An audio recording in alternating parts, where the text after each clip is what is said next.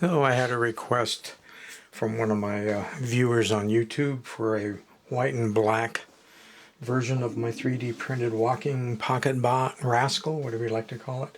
He'd like to hand paint it himself, so it'll be shipped with the dome not glued on, and so he can get in to paint the head details and whatever else he wants to paint on it.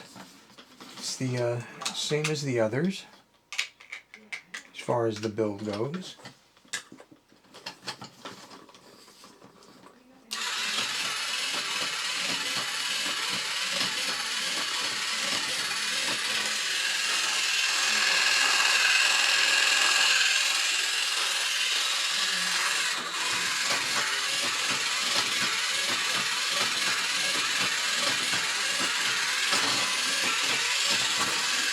I'll put a link to the build video for this in case you want to build your own, and that video has links to the STL files on Thingiverse so we can 3D print the parts, and it'll be interesting to see how this ends up in the end.